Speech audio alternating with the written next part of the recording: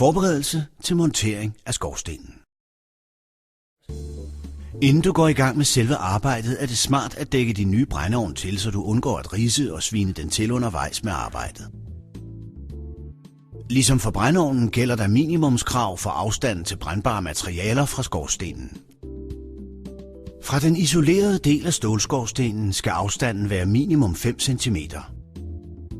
Afstanden fra det uisolerede røgrør til brændbart materiale skal for DS-godkendte brændeovne, som eksempelvis alle er duoovne, være minimum 22,5 cm. Sikkerhedskravene fremgår i detaljer af den medfølgende monteringsanvisning, som du bør læse grundigt igennem. Det er også en god idé, at du rådfører dig med din lokale skorstensfejer, inden du går i gang med montering af skorstenen. Du starter med at mærke centrum af loftudskæringen til skorstenen op ved hjælp af en lodsnor.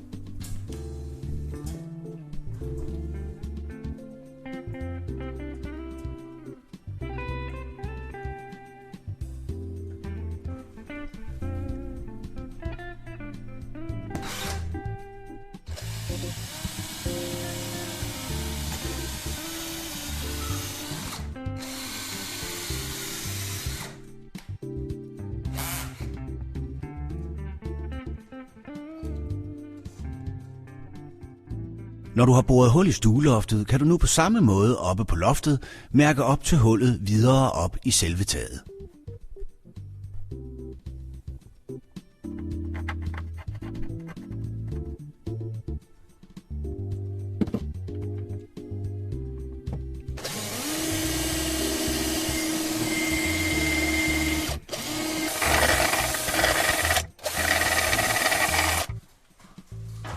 Udskæringen skal være minimum 35 cm i diameter. Der skal være mindst 5 cm afstand fra skorstenen til loftet, som jo er brændbart materiale. På emballagen til skorstenssektionerne er der skabeloner, som du eventuelt kan bruge til opmærkning af udskæringerne.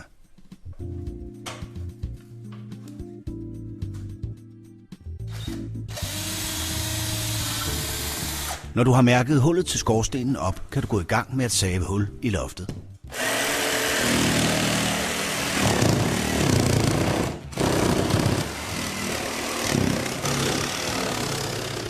Husk sikkerhedsudstyr.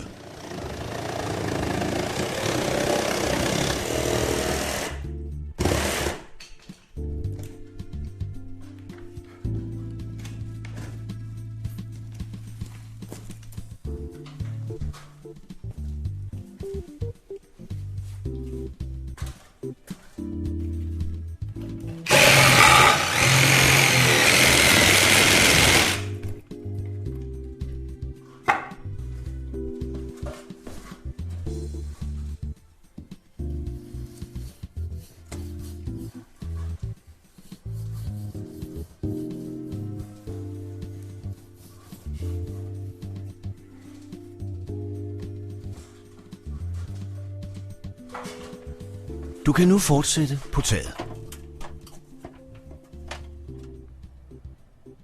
Her mærker du hullet omkring dit tidligere markerede centrum op. Udskæringen til skorstenen skal naturligvis være mindst 35 cm i diameter, ligesom nede i stuen.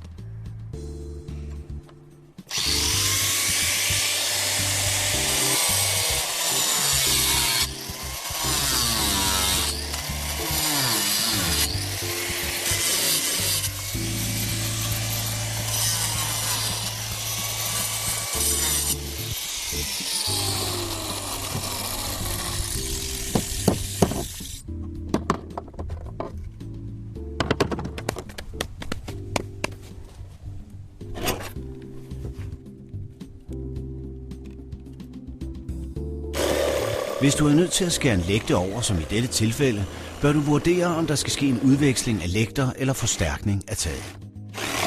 Når du har skåret hul både i loftet og taget, er du klar til at gå videre med montering af selve skorstenen.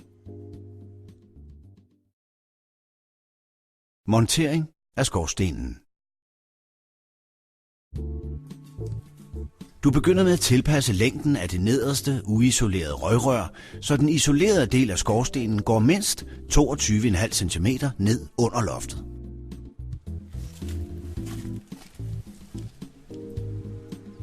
Til afkortning af røgrøret kan du benytte en vinkelsliber.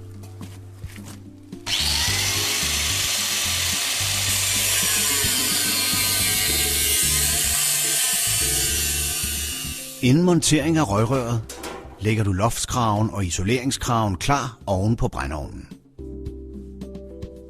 Nu kan du begynde med at montere det første uisolerede røgrør på brændeovnens røgstus.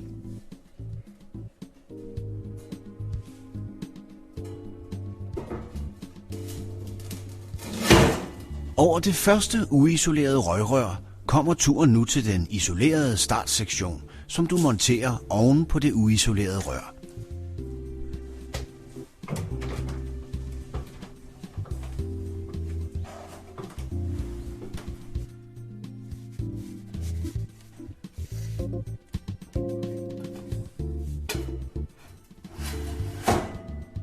Når du har denne del af skorstenen på plads og sikret dig, at skorstenen står, som du har planlagt, kan du lukke loftudskæringen omkring skorstenen ved at montere loftkraven på stueloftet.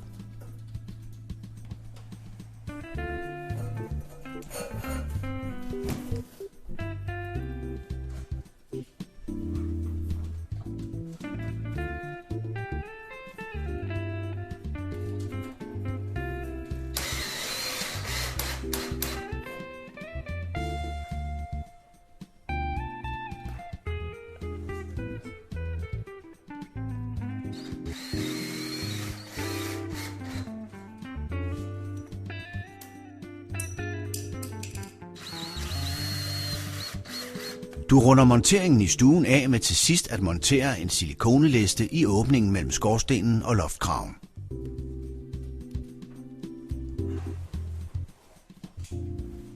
Nu kan du bygge skorstenen videre opad med de sidste skorstenssektioner.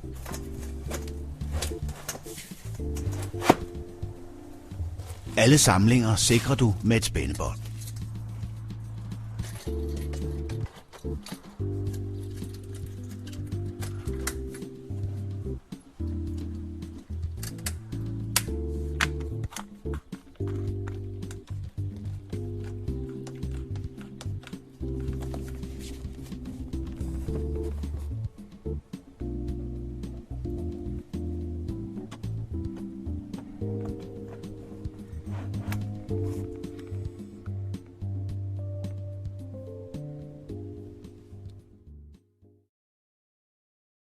Montering af spærstyr. Oppe på loftet skal du fastgøre skorstenen til spærkonstruktionen. Det gør du ved hjælp af et spærstyr. Først spænder du spærstyret omkring skorstenen, og herefter kan du skrue det fast til spærene.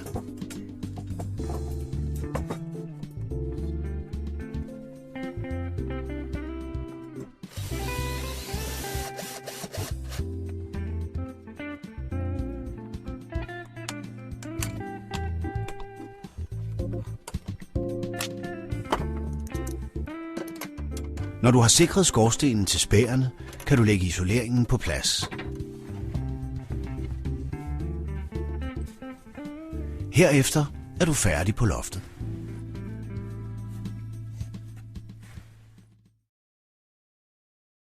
Montering af taginddækning. Nu hvor du har skorstenen på plads, er det tid at montere inddækningen. Den leverede taginddækning er forskellig afhængig af tagbeklædningstype og taghældning.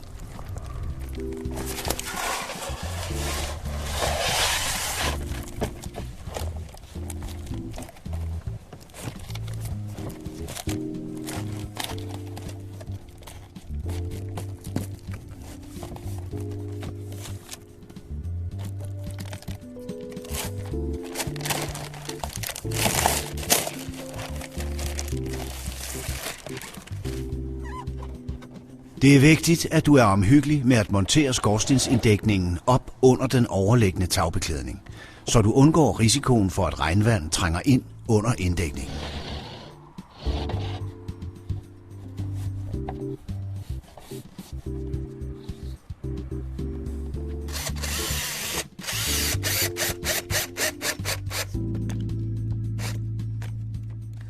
Når du har taginddækningen på plads på skorstenen, kan du montere inddækningens tætningskrave omkring skorstenen.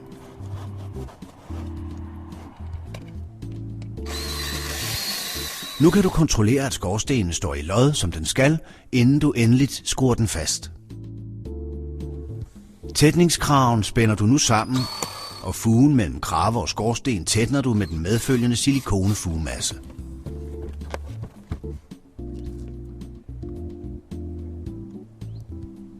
Husk også at tætne den del af kraven, hvor skruerne er placeret.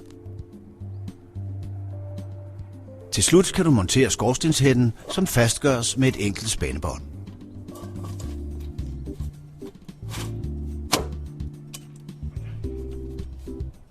Du er nu klar til at nyde mange års velfungerende løsning på dit varmebehov. Men husk, at du ikke må tage brændeovn eller skorsten i brug, før du har fået installationen godkendt af din lokale skorstensfejer. På Aduo.dk finder du flere informationer om produkter, montering, betjening og generelle tips. God fornøjelse.